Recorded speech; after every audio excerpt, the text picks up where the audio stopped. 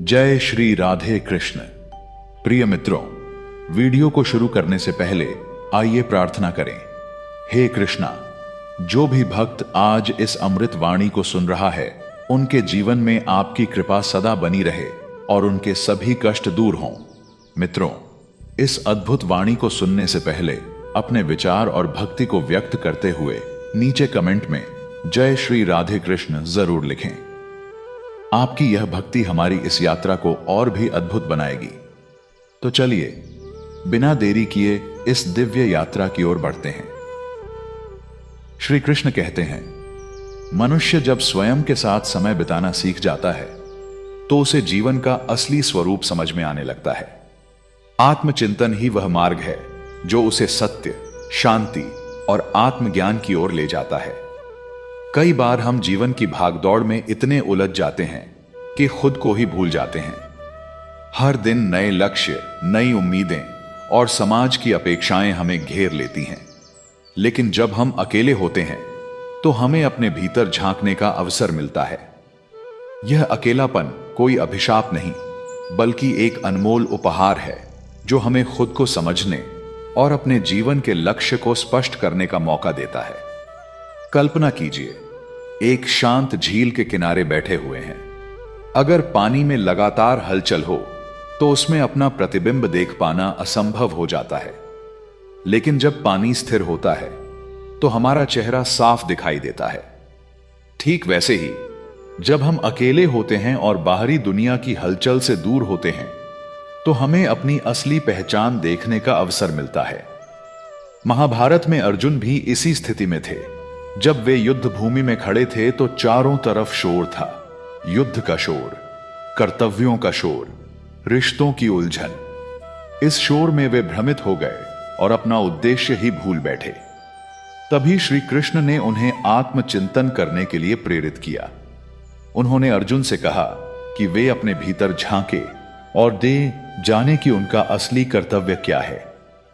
जब अर्जुन ने अपने मन की गहराइयों में उतरकर सोचा, तब उन्हें अपने जीवन का उद्देश्य समझ आया। आज के समय में भी यही सच है। जब हम अकेले होते हैं तो हमें अपने जीवन के कई महत्वपूर्ण सवालों के जवाब मिलते हैं। क्या हम सही दिशा में जा रहे हैं? क्या जो हम कर रहे हैं वह वास्तव में हमारे मन की खुशी का कारण है? क्या हम अपनी इच्छाओं के अनुसार जी रहे हैं या सिर्फ समाज की उम्मीदों को पूरा कर रहे हैं? अकेलापन हमें इस बात पर भी विचार करने का समय देता है कि हमने अब तक जो निर्णय लिए वे सही थे या नहीं। कई बार हम भीड़ में बहकर ऐसे फैसले कर लेते हैं जो हमारी आत्मा के अनुरूप नहीं होते। लेकिन जब हम खुद के साथ बैठते हैं तब हमें यह एहसास होता है कि हमें किस दिशा में आगे बढ़ना चाहिए। एक छोटा सा उदाहरण लीजिए। एक व्यक्ति जो हमेशा दोस्तों के साथ घूमता रहता है, अपनी नौकरी और जिम्मेदारियों में इतना व्यस्त रहता है कि कभी अपने मन की गहराइयों को सुन ही नहीं पाता। लेकिन जब वह कुछ समय अकेले बिताने लगता है तो उसे यह एहसास होता है कि उसका असली सपना तो कुछ और ही था। यह आत्मचिंतन उसे अपने वास्तविक लक्ष्य की ओर लौटने में मदद करता है। आज के दौर में हम हर समय किसी न किसी से जुड़े रहते हैं। मोबाइल, सोशल मीडिया, टीवी और अन्य कई चीजें हमारे मन को शांत होने का अवसर ही नहीं देती। लेकिन अगर हम सच में खुद को समझना चाहते हैं तो हमें कुछ समय अकेले रहकर आत्मचिंतन करना ही होगा। श्री कृष्ण कहते हैं कि जब मनुष्य अपनी आत्मा की आवाज सुनना सीख जाता है तो उसे बाहरी दुनिया के शोर से प्रभावित होने की जरूरत नहीं होती। आत्मचिंतन ही वह साधन है जो हमें सच्चे आनंद और आत्मसंतोष की ओर ले जाता है। इसलिए अकेले रहना कोई कमजोरी नहीं, बल्कि यह हमें जीवन को सही दृष्टिकोण से देखने की ताकत देता है। श्री कृष्ण कहते हैं, जो व्यक्ति अपने कर्मों के प्रति स्वयं उत्तरदायी बनता है वही सच्चे अर्थों में स्वतंत्र और आत्मनिर्भर होता है। जब मनुष्य दूसरों पर निर्भर रहना छोड़ देता है और अपने निर्णय स्वयं लेने लगता है, तब उसका आत्मविश्वास बढ़ता है और वह अपने जीवन का स्वामी बन जाता है। मनुष्य का स्वभाव है कि वह हमेशा किसी न किसी सहारे की तलाश करता है, कभी परिवार, कभी दोस्त, कभी समाज। हम अक्सर दूसरों पर निर्भर होकर अपने जीवन के फैसले लेते हैं। लेकिन जब जीवन हमें अकेला कर देता है तब हमें एहसास होता है कि असली ताकत हमारे भीतर ही है। अकेले रहने से हमें यह सीखने का अवसर मिलता है कि हम अपनी परेशानियों का हल खुद निकाल सकते हैं और अपने निर्णय खुद लेने में सक्षम हैं। महाभारत में एक बहुत ही गहरा प्रसंग है। जब पांडवों को वनवास हुआ तब उन्होंने एक कठिन दौर का सामना किया। राजमहल में पले बढ़े पांचों भाई, जिन्हें हर सुविधा प्राप्त थी, अचानक जंगल में भटकने लगे। कोई सैनिक नहीं, कोई सेवक नहीं, अब उनके पास कोई सहारा नहीं था। लेकिन इस अकेलेपन ने उन्हें आत्मनिर्भर बना दिया। युधिष्ठिर ने धैर्य सीखा, भीम ने अपने बल को सही दिशा में प्रयोग करना सीखा, अर्जुन ने तपस्या करके दिव्यास्त्र प्राप्त किए, नकुल और सहदेव ने औषधियों और पशुपालन का ज्ञान प्राप्त किया। यही आत्मनिर्भरता थी जिसने उन्हें महान योद्धा बनाया। अगर वे राजमहल में ही रहते और सुविधाओं पर निर्भर रहते तो शायद कभी जीवन के संघर्षों से जूझने की शक्ति नहीं आ पाती। अकेलापन उन्हें तोड़ने के लिए नहीं आया था, बल्कि उन्हें आत्मनिर्भर बनाने के लिए आया था। आज के समय में भी यही सत्य है। जब हम हर छोटी बड़ी समस्या के लिए दूसरों पर निर्भर रहते हैं तो हम अपने भीतर की शक्ति को पहचान ही नहीं पाते।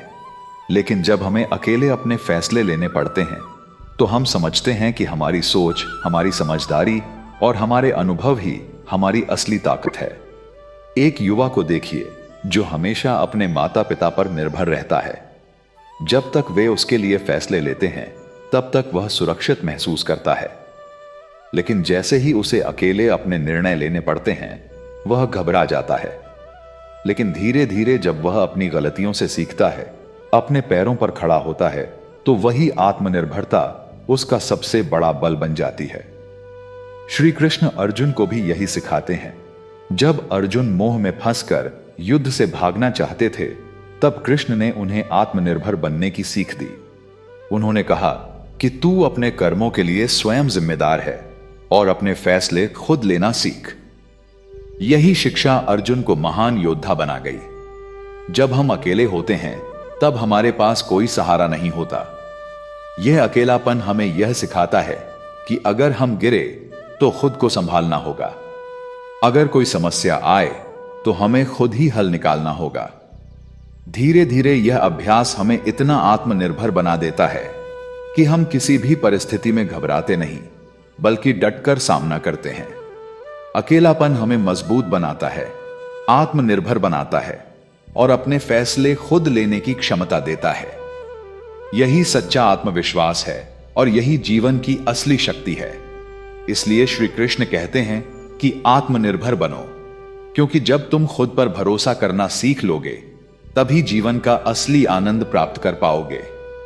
श्री कृष्ण कहते हैं, जो व्यक्ति स्वयं के भीतर शक्ति को खोज लेता है उसे बाहरी सहारे की आवश्यकता नहीं पड़ती। निर्भरता केवल भ्रम है जो मनुष्य को कमजोर बनाती है। जब तुम अपने पैरों पर खड़े होना सीखो तभी सच्चे आनंद और स्वतंत्रता का अनुभव कर पाओगे। जीवन की सबसे बड़ी विडंबना यह है कि हम अपने सुख दुख को दूसरों से जोड़कर देखते हैं। जब तक कोई हमारा साथ देता है हमें लगता है कि हम खुश हैं, लेकिन जैसे ही कोई हमें अकेला छोड़ देता है हम टूटने लगते हैं। यह इस बात का संकेत है कि हम दूसरों पर अत्यधिक निर्भर हो चुके हैं। लेकिन अगर हम अकेले रहने की कला सीख लें तो यह निर्भरता धीरे धीरे कम होने लगती है और हमें अपनी असली शक्ति का अनुभव होता है। कल्पना कीजिए कि आप एक सुंदर नाव में बैठे हैं, लेकिन आपकी नाव किसी और के सहारे बंधी हुई है। आप तभी तक आगे बढ़ सकते हैं जब तक दूसरा व्यक्ति चाहे, लेकिन एक दिन वह सहारा हट जाता है और आप देखते हैं कि आपकी नाव अब स्वतंत्र है, लेकिन आपको खुद ही उसे चलाना होगा। अगर आपको नाव चलानी नहीं आती तो आप घबरा जाएंगे, लेकिन अगर आपने पहले ही इसे चलाना सीख लिया हो तो आप खुशी से अपने सफर पर निकल पड़ेंगे। महाभारत में द्रौपदी का जीवन इस सत्य का सबसे बड़ा उदाहरण है। जब उसके साथ अन्याय हुआ तो उसने सबसे पहले अपने पतियों की ओर देखा, फिर गुरुजनों की ओर, लेकिन कोई आगे नहीं आया। अंत में उसे समझ आया कि कोई और उसे बचाने नहीं आएगा। उसने श्री कृष्ण को पुकारा और पूर्ण समर्पण के साथ केवल उन पर विश्वास किया। उस क्षण द्रौपदी को यह सीख मिली कि जब तक हम दूसरों पर निर्भर रहते हैं तब तक हम कमजोर महसूस करते हैं, लेकिन जब हम केवल अपने आत्मबल और ईश्वर पर भरोसा करते हैं तब हम सच्ची शक्ति को महसूस कर सकते हैं। आज के समय में भी यही सत्य है।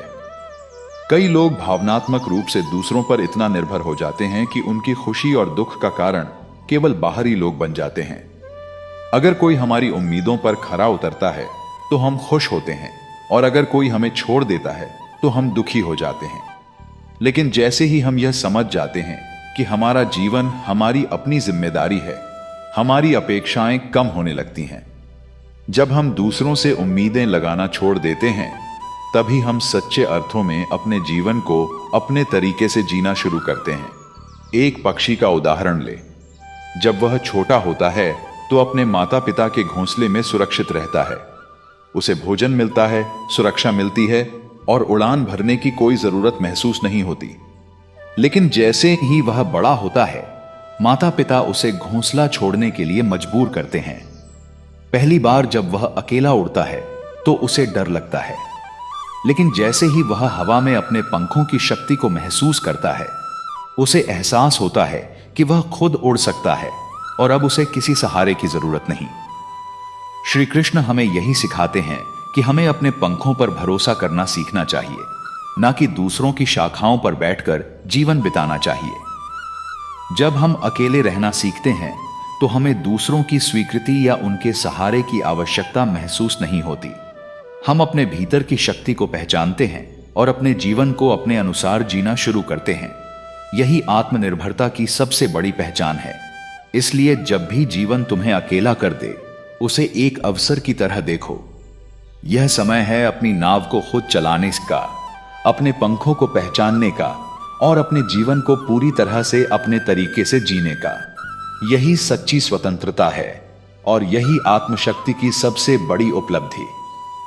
श्री कृष्ण कहते हैं, रिश्तों की पहचान सुख में नहीं बल्कि कठिनाई के समय होती है। जब संसार तुम्हें अकेला छोड़ दे, तब जो तुम्हारे साथ खड़ा रहे वही सच्चा अपना है। मतिभ्रम में मत पड़ो।